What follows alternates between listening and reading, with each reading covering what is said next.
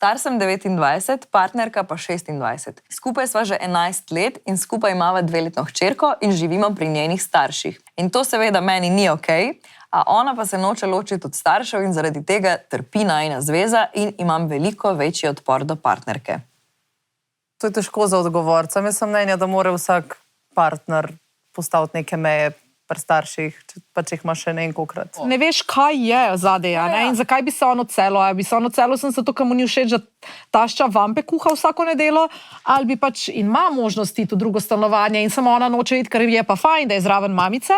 To je ena plat, druga plat je pa, da nimata kam zaiti, ampak bi si on želel, ker se ne počuti tukaj dober. Jaz bi rekla, če zdaj so finance lih toliko, da oni lepo normalno shajajo zdaj tle, kjer so, pa otroke in tako, pač ostanite kle, probite rešiti.